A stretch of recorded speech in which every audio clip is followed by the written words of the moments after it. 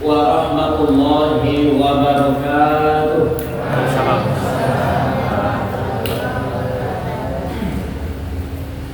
Alhamdulillahi rabbil alamin.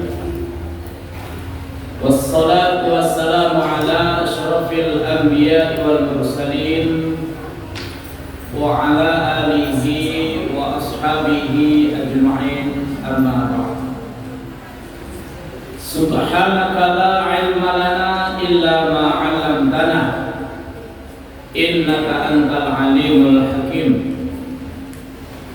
Rabbi shrah li sadri wa yassir li amri wahlul 'uqdatam min lisani yafqahu qawli.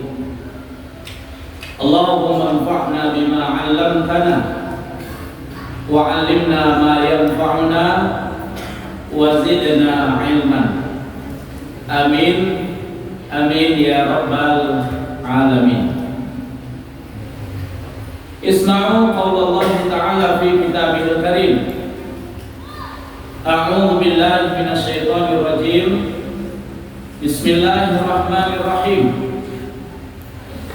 Ya ayyuhalladzina amanu kutiba 'alaikumus shiyam kama kutiba 'alal ladzina min qablikum la'allakum tattaqun. Allahumma arhamna bil Quran. Bapak-bapak dan ibu-ibu jamaah salat sunnah tarawih dan witir rahimakumullah. Teristimewa generasi kita, remaja, remaji, anak-anak yang telah berjuang mengalahkan dorongan hawa nafsu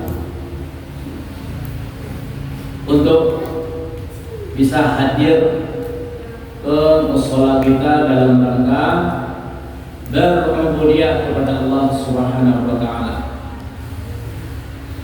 Pertama, kita bersyukur kepada Allah, alhamdulillahirabbil alamin. Yang kedua, kita berselawat atas Nabi, Allahumma shalli ala Muhammad wa ala ali Muhammad. Mohon izin Bapak Ibu, di 5 menit pertama khusus untuk anak-anak awal yang akan mencatat. Dia fokusnya di 5 menit pertama. Judul ceramah Ustaz malam ini adalah kenapa? Tulis anak-anak Ustaz.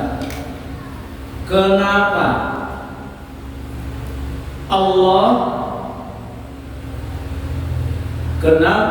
Allah mewajibkan? Kenapa Allah mewajibkan puasa kepada kita? Kenapa Allah mewajibkan puasa kepada kita? Yang pertama, karena satu-satunya alasan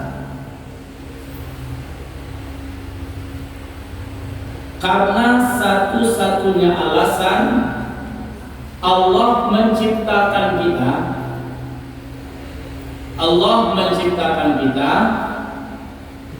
adalah untuk beribadah. Karena satu-satunya alasan Allah menciptakan kita adalah untuk beribadah. Yang kedua, karena Allah tidak inginkan kita menjadi pengangguran. Karena Allah tidak inginkan kita menjadi pengangguran. Nomor berapa? 3. Yang ketiga, Karena Allah sangat sayang kepada kita. Karena Allah sangat sayang kepada kita.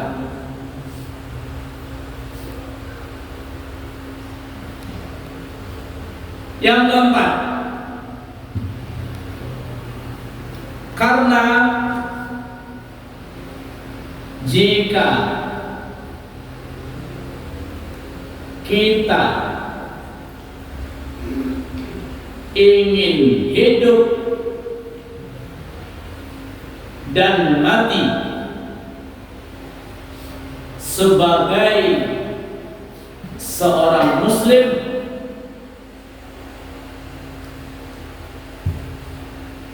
maka harus taat kepada Allah. Yang terakhir, yang kelima, agar kita mendapatkan rahmat dari Allah, agar kita mendapatkan rahmat dari Allah, yaitu ditambah di poin yang kelima itu, diselamatkan dari neraka dan dimasukkan ke dalam surga. Diselamatkan dari neraka, dimasukkan ke dalam surga. Baik, itu judul ya, kesimpulannya langsung sampaikan. Pak, sholat sunat tarawih boleh? Ibu kok dia ragu menjawab, tapi mereka ikut Pak. Pak.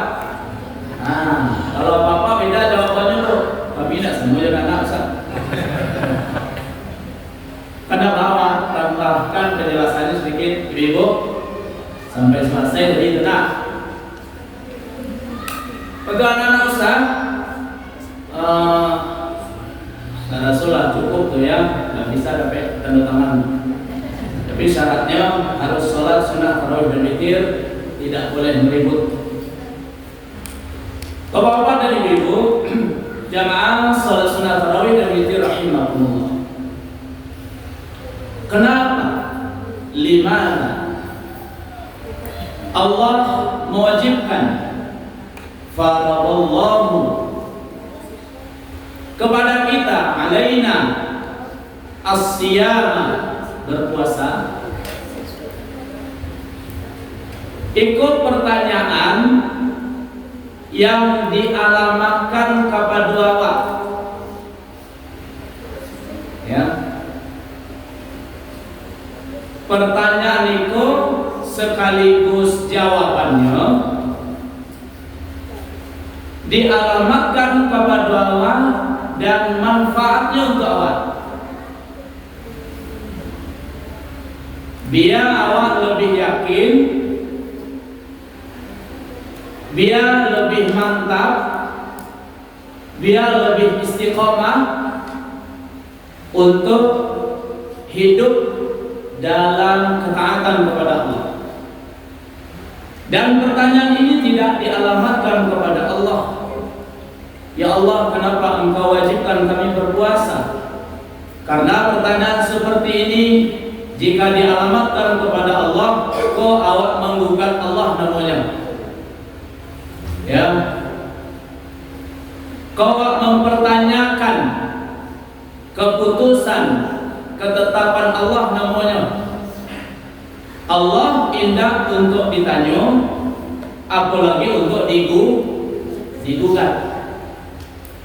La yus'alu amma yaf'alu. Allah hendak ditanya, hujan bako hujan hariku, panen bako panen hariku, angin sepoi angin kencang bako angin sepoi bako angin kencang. Allah tidak ditanya perbuatannya. Dan Allah tidak ditanya ketetapannya. Sholat wajib, yang ditanya Allah, aku wajib sholat ya Allah. Allah tetapkan dalam setahun 12 bulan, sebulan wajib berpuasa di bulan Ramadan. Ini ketetapan Allah. Dan Allah tidak ditanya, kenapa engkau wajibkan kami berpuasa ya Allah. 1 miliar kekayaan yang Allah titipkan kepada orang, 2,5%, 25 juta wajib dikeluarkan zakatnya. Bapak sebanyak itu mana ya Allah? Allah tidak ditanya. Ya. Apalagi digugat. Haji bagi yang mampu wajib. 1 miliar kekayaan ibu. Kalau haji reguler umur 30 tahun Ustaz. Ya. Ada alasan jadi untuk dapat haji. Karena umur apabila 70 ini tidak mungkin hidup 30 tahun lagi. Padahal 1 miliar itu bisa haji plus kan?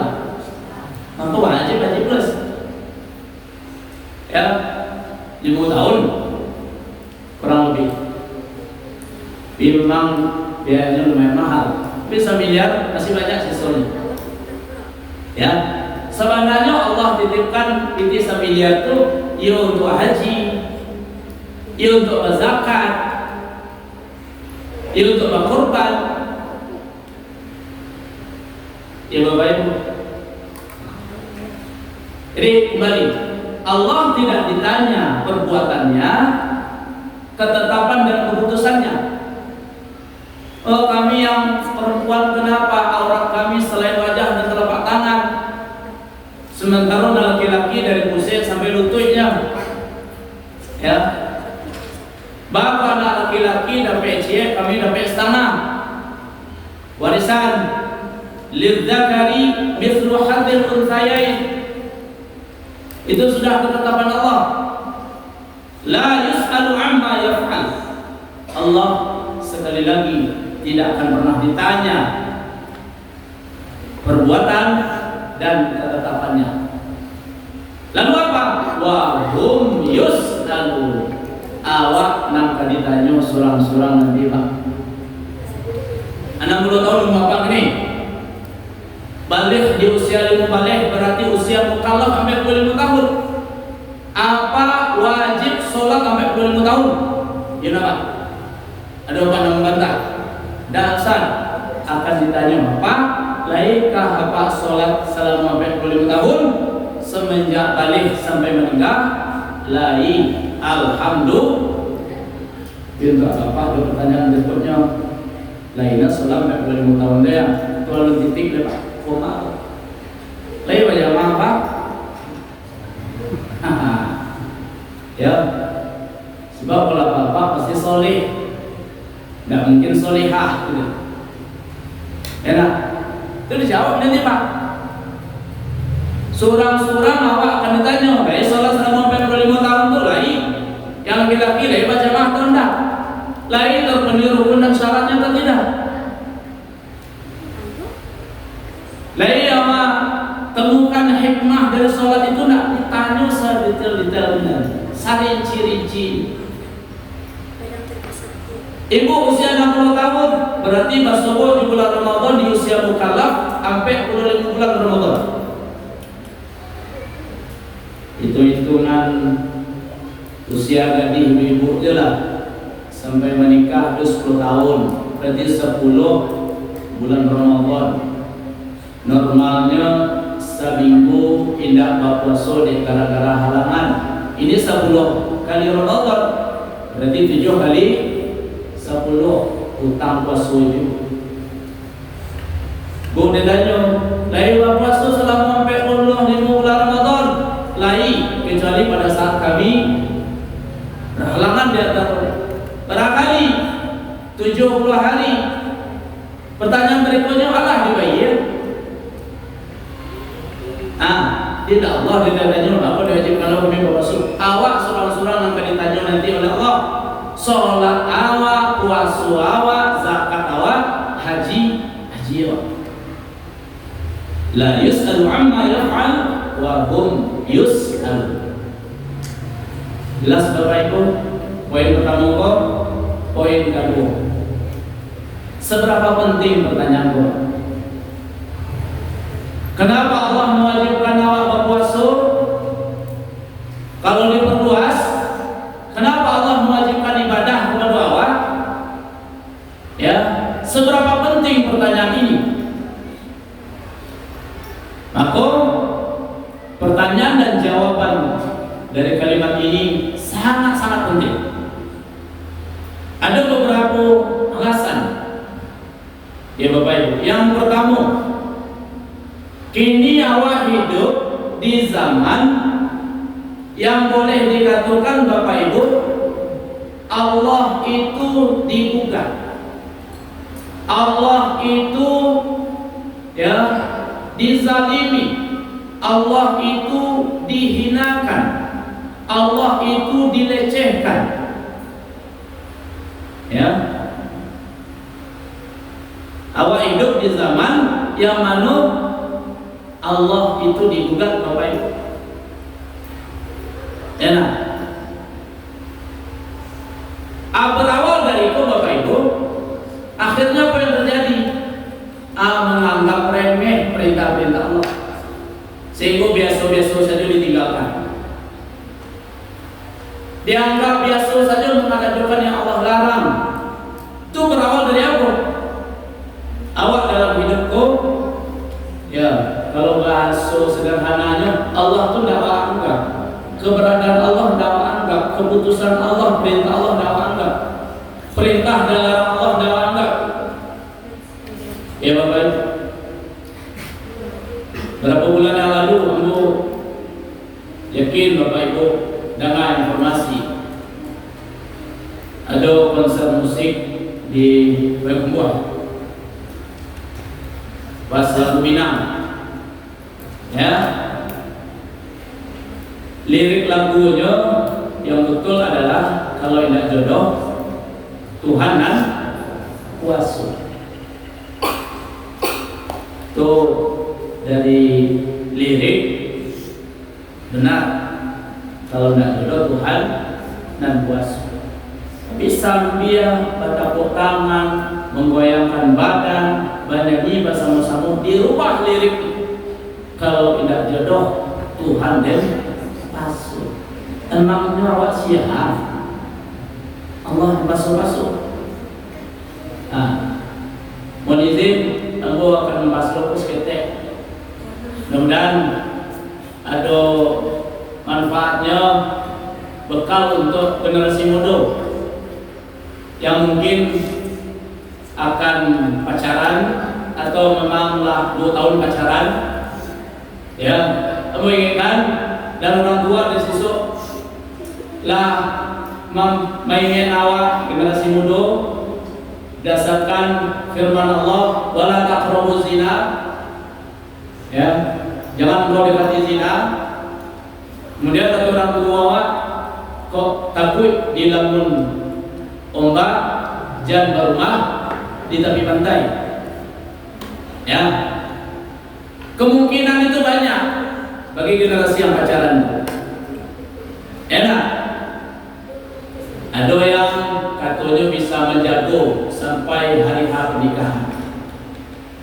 Ada yang akhirnya ya 5 tahun pacaran, tahu-tahu laki-laki atau perempuan bertemu jo yang lebih baik, lebih rancak, lebih ya membantu memudahkan masa depannya, kiranya pindah haluan gitu ya. Ada yang dikecewakan, ada yang ditinggalkan, mohon maaf, si perempuan sudah dalam keadaan hamil, mohon maaf. Ya. Lalu apa yang terjadi? Apa yang terjadi Bapak Ibu? Ada yang bunuh diri, ada yang depresi, ada yang sampai gila. Banyak videonya beredar. Ya, seorang ibu guru nggak salah bawa YouTube-nya dia, dikecewakan, stres sampai hari ini. Enak. Oh, yang sudah hamil ditinggalkan, malu, tanpa segala benang pun ingin manjat tower. Rencananya dari puncak tower itu nyebekorkan loncat bunuh diri. Nah, kok pesan pulang ke bawah, kok takut dilamun ke Lembang, jam ke rumah di tepi pantai. Enak. Bapak Ibu, tidak harus cinta ditolak dukun bertindak musyrik Pak. Lah enggak dapat keinginan awak pulang melakukan dosa syirik, udah enggak. Cinta ditolak dukun bertindak. Lalu kece penyanyi yang lain, indah usah mana roh dan dendam. Kalau tidak jodoh tidak usah mana roh dendam. Tidak usah dukun bertindak, tidak usah depresi, tidak usah memaksa Tuhan, tidak usah ya menyimpan kenangan. Maksud Ustaz, kan coba dulu lagu yang lain Pak. Ya, dilahir, bahasa Indonesia nya dilahir aku dengan yang lain, kata si perempuan. Di batin sudah yang merajui, zina Pak. Yang kamu mendosa zina tuh, ya 5 tahun pacaran, nggak lanjut ke pernikahan, menikah dengan laki-laki lain, menikah dengan laki-laki lain, dilahir saja. Di hati masih ya ada udah yang 5 tahun menjalin kenangan dulu. Kalau apa-apa dilahir itu yang lain, tapi di batin engkau yang meratui zina Pak. Ya, jadi itu Ustaz yang tak terlanjur taubat, tak ada kenangan, zina ujung-ujungnya. Apalagi dendam, apalagi depresi, apalagi datang ke dukun, apalagi memaksa Tuhan. Jadi yang melejak itu Ustaz, wala taqrabu zina, tidak usah pacaran wahai generasi muda. Ya, langsung saja ya ke pernikahan. Itu lebih selamat, lebih aman, bernilai ibadah. Nah, baik Bapak Ibu, kembali yang dilakukan oleh oknum generasi awal di Bapak Ibu itu, ya, kok bentuk ya bisa jadi melecehkan Allah, bisa dalam bentuk menghinakan Allah, ya, bisa dalam bentuk menjadikan Allah sebagai bahan candaan. Dan kok kalau dalam akidah Allah fatal akibatnya Bapak Ibu. Ustaz, seberapa bahayanya nyanyian itu, lirik yang di rumah itu? Kalau lah dia tahu ilmunya, masih tetap juga melakukan, bisa batal 2 kalimat syahadat. Insyaallah di pertemuan kedua kita akan membahas tentang ya kenapa Allah perintahkan awak berislam secara kafah. Mungkin ada pembahasan pembatal keislaman. Nah, itu ada Ustaz beberapa bukti bahwasanya awak ini hidup di zaman Allah itu dihinakan. Apa berikutnya? Tersebarnya kefasikan, bahkan kefasikan itu dianggap biasa, bahkan menjadi sebuah kebanggaan. Ustaz, aku itu fasik, fasik lawan dari taat. Sholat, puasa, zakat, haji, perintah kalau dikerjakan itu taat. Sholat, puasa, zakat, haji itu perintah, kalau ditinggalkan fasik. Syirik, sihir, makan riba, makan harta anak yatim, ya 70 lebih dosa-dosa besar menurut Imam Al-Tahawi. Itu larangan. Ketika awak tinggalkan larang Allah, kau kalau dikerajukan larang Allah, kok namanya fasik. Di sebuah kota yang katanya 100% muslim, diadakan survei. Salah satu temuan dari 10 orang yang mengaku muslim, 7 tidak sholat. 7 tidak sholat, Bapak Ibu. Padahal sebelum dan sesudah sholat di luar bulan Ramadan, bisa makan minum rokok dah? Bisa. Sholat sebelum dan sesudahnya makan, bisa makan minum. Bagaimana kira-kira Bapak Ibu, dari 10 orang yang mengaku muslim di kota itu, berapa orang yang berpuasa? Dari terbit fajar sampai terbenam matahari harus menahan kira ya lebih banyak dan berpuasa atau tidak.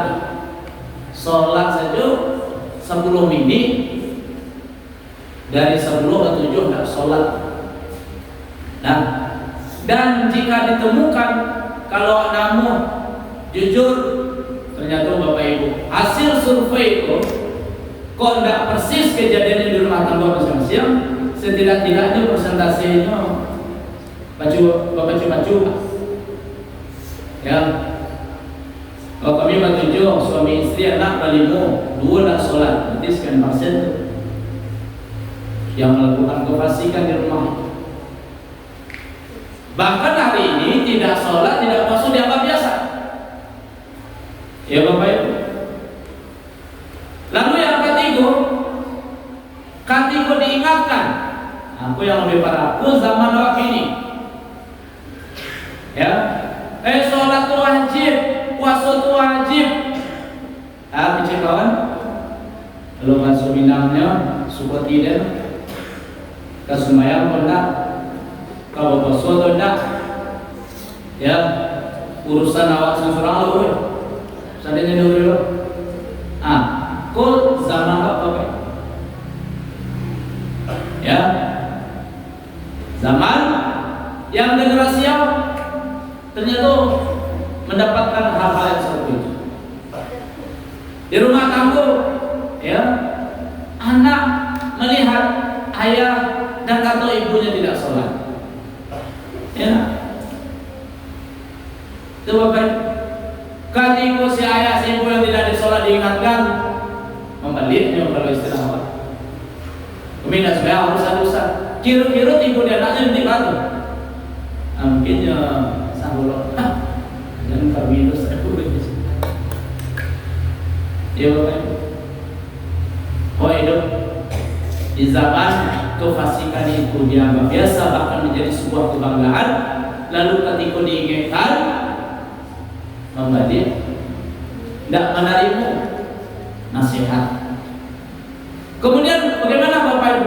Padahal awak hidup di zaman ketika kefasikan itu merajalela dianggap biasa, Allah sebenarnya sudah memberikan ya hukuman kepada para pelaku kefasikan. Bapak Ibu, dalam sebuah ayat itu dijelaskan, jika kami hendak menghancurkan suatu negeri beserta penduduknya, maka kami perintahkan penduduknya untuk taat.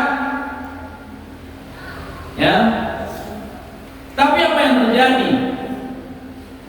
Penduduknya tidak taat, malah mereka melakukan kefasikan.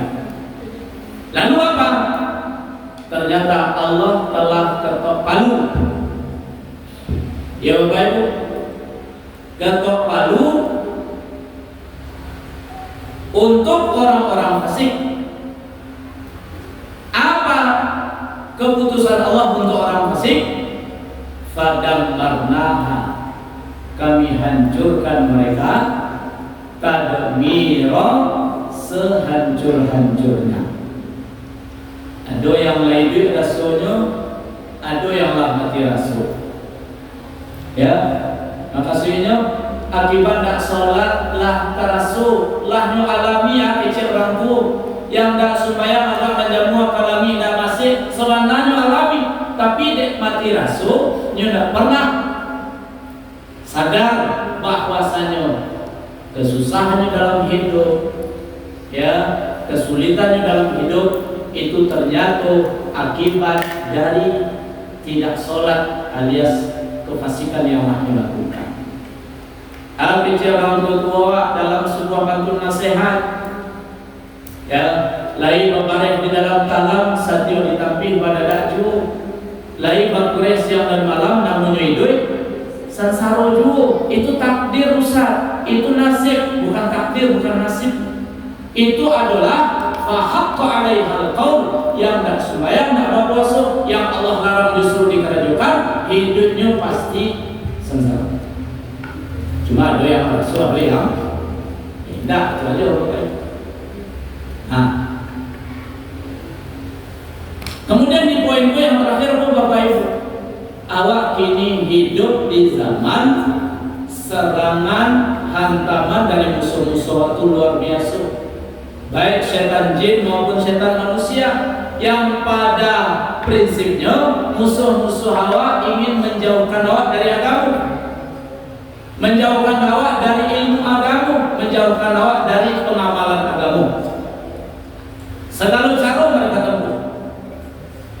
Salah satu contoh 2020 data santri di seluruh Indonesia yang mondok Bapak Ibu itu sampai sekitar 17 juta. 2020 itu 17 juta ya, Pak. Berkurang atau tambah? Berkurang. Pak, kok bisa 2020 santri se-Indonesia itu yang belajar agama di pondok pesantren 17 juta, 2020 tinggal 10 juta ya. Kok ini ada namanya perang narasi, nggak perang pakai senjata, tapi melalui media, melalui narasi ya. Cie dua kasus bully di pesantren diviralkan, sehingga orang tua menyimpulkan seluruh pondok pesantren sampai pembulian anak. Ada bapak dan masuk anak pesantren Pak, takui embosat anak bokane. Padahal dulu sebelum ada Android bully itu ndak di pesantrennya, ya. Bisa jadi 3 tahun ibu sudah menjadi anak darurat dulu pada bully dia suami ya, tapi kan tidak diviralkan, tidak di pesantren bully ya. Ada pelecehan, bapak ibu kasus pelecehan di pesantren diviralkan, sementara mohon maaf tambah prostitusi itu menjamur, malah ada yang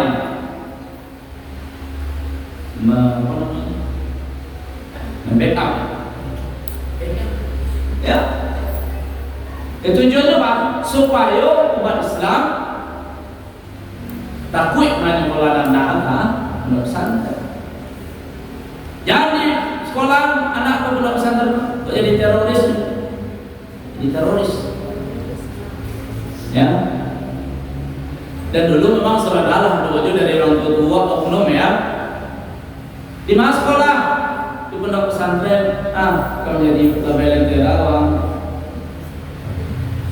Di mana sekolah di pondok pesantren, kalau jadi pakai buntia. Tuh Pak, pakai buntia. Buntia, assalamualaikum. Oh, ngira kan ya orang miskin. Nah, sebenarnya santri itu sedang melakukan survei, Pak. Ya, di perumahan itu rata-rata penghuninya dermawan atau pilih itu sebenarnya. Biarlah ya, lah stigma negatif pada anak miskin dan tidak bisa bersaing dalam ya pertarungan hidup, kesuram masa depannya. Itu kok Bapak Ibu pun luar biasa masif ya. Kriminalisasi ustaz, ulama, supaya awak jauh dengan ulama, awak suzon kepada ulama. Ya, beko awak ku bak katoi nyoleh. Ya, dan kecil ulama pada ngalim. Kecil musuh-musuh Islam itu yang pada ngalim. Karena apa? Ya Bapak Ibu, hari ini awak hidup di zaman kebenaran itu kan elok kan disampaikan Pak. Tapi kadang-kala caranya kok kurang tepat, itu langsung ditolak. Tapi kalau kejahatan dikemas ya semenarik mungkin, jangan dimuat. Ya, mana lama mendengar kaji ustaz yang buka kulit tanpa isi daripada ya siaran dangdut di TPI Bu. Nah, itu contoh sederhana peminat dangdut itu banyak. Ya, karena lama didengar, indah dicari. Ya. Jadi Bapak Ibu jemaah rahimakumullah, kembali setidak-tidaknya itulah alasan dikatakan pertanyaan kenapa Allah mewajibkan beribadah pada aku penting, karena ini hidup di zaman modern itu. Awak hidup di zaman yang mana Allah pun tidak dianggap, sehingga kalau Allah tidak dianggap, sholat pun tidak menjadi sesuatu yang spesial, istimewa, tidak sesuatu yang utama. Jadi ya nah. Bapak Ibu jemaah rahimakumullah. Kemudian terakhir ya 5 poin yang anak catat tadi, mau sampaikan 11. Aku jawabannya dengan adanya pertanyaan dan jawabanku mudah-mudahan semakin mantap keyakinan awak untuk berusaha istiqomah taat menjalankan perintah-perintah Allah di dalam kehidupan awak. Kenapa Allah mewajibkan berpuasa? Satu, karena ibadah satu-satunya alasan Allah menciptakan awak. Mafhum mukhalafahnya Bu. Kalau tidak untuk sholat, puasa, zakat, haji, awak pernah diciptakan oleh Allah. Nan dianggap idui oleh Allah yang sholat, puasa, zakat, haji. Yang hidup tapi dianggap mati adalah mereka yang tidak sholat, tidak puasa, tidak berzakat, tidak berhaji. Kata Imam Syafi'i, fakabbirhu arba'an. Takbir itu orang topik kali. Ya, fakabbirhu arba'an. Orang-orang kafir Allah samakan kehidupan mereka dengan makhluk Allah yang maha kiamat. Karena orang kafir tidak mengenal iman, tidak mengenal ibadah dalam kehidupan mereka. Tentu awak sebagai seorang mukmin tidak terima kalau disambung kalau jawab yang makan jampe, tapi lagi dikatakan ya kafir. Anakku, mari awak bersama-sama ingat kembali bahwasanya satu-satunya alasan awak diciptakan oleh Allah ia untuk mengerjakan perintah-perintah Allah semaksimal kemampuan awak dan meninggalkan seluruh larangan. Yang kedua, Allah tidak ingin awak menjadi pengangguran, karena pengangguran dalam pandangan manusia hina. Ya nama. Istri minta cerai, mintu tidak betah jaminan tuan pengangguran. Dalam pengangguran, betah dilapau pada apa? Soal yang tarik dan duk sematan kawan ngecek dan pengangguran ya. Enak. Istri minta cerai, boleh informasi di sebuah kabupatennya tinggi angka perceraian. Perceraian justru dipicu oleh ya ekonomi, faktor ekonomi. Alias suami ngatur di utara ya. Dan dianggap kalau ada acara paralel itu kalau ingin orang mengatur mengundang. Kalau ada acara rape pikir-pikir orang mengundang. Begitu di bawahnya level orang-orang yang menganggur dalam pandangan manusia itu pengangguran tidak bernilai. Apa itu pula Bapak Ibu? Awak sebagai muslim, sebagai mukmin jangan sampai menjadi pengangguran. Ratusan miliar pun kekayaan awak kalau tidak sholat Miliaran kekayaan tidak berpuasa itu pengangguran. Sebagaimana pengangguran dalam pandang manusia itu hina, maka pengangguran dalam pandang Allah dan penduduk langit pun hina. Allah tidak inginkan awak menjadi pengangguran. Siapa pengangguran itu? Orang yang hidupnya tidak tentu adok, tidak tentu arah.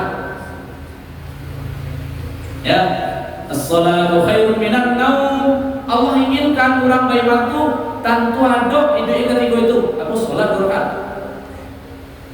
Zuhur hayya 'alas shalah, jaleh adok hidup waktu. 5 waktu salat semalam jaleh. Sebulan dalam 1 tahun jaleh berpuasa. Allah inginkan hidup teratur, tentu adok, tak penganggur. Kemudian arah hidup awak jaleh. Dunia baru fase kedua dari sampai fase perjalanan hidup. 9 bulan 10 hari dalam terakhir, 60 sampai 70 tahun di dunia, sudah buah sampai hari kiamat, sudah buah akhirat. Bapak sholat sampai ini persiapan hidup sesudah mati. Awak inginkan kuburan awak taman-taman seruku.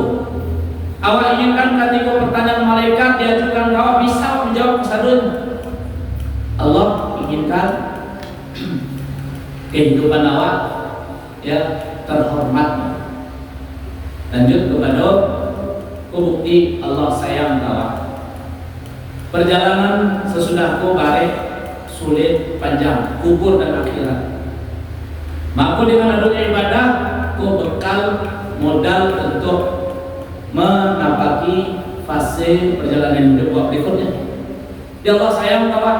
Allah tidak ingin terlunta-lunta nasib di kubur, apalagi nanti di akhirat. Maka sholatlah, maka berpuasalah. Yang keempat, jika ingin hidup mati sebagai seorang muslim, ya perintah Allah dikerjakan, larang Allah ditinggalkan. Rahmat Allah itu yang menentukan nanti awak masuk surga, bukan amalan awak yang begitu banyak. Maka mudah-mudahan dengan ketaatan awak itu sebagai ya sarana untuk mendapatkan rahmat Allah nanti di akhirat. Dengan rahmat Allah itulah awak diselamatkan dari neraka lalu dimasukkan ke dalam surga. Demikian Bapak Ibu, 3 poin yang disampaikan terkait judul kenapa Allah mewajibkan berpuasa kepada kita. Yang pertama pengertiannya tadi, yang kedua seberapa penting pertanyaan itu, kemudian yang ketiga 5 jawaban dari pertanyaan itu. Kenapa Allah mewajibkan berpuasa kepada Allah? Terima kasih banyak atas perhatian Bapak Ibu. Mohon maaf atas segala kekurangan dan kesalahan di dalam penyampaian tadi. Kita tutup dengan doa kafaratul majlis. Subhanakallahumma wa bihamdika asyhadu an la ilaha illa anta astaghfiruka wa atubu ilaik. Wassalamualaikum warahmatullahi wabarakatuh.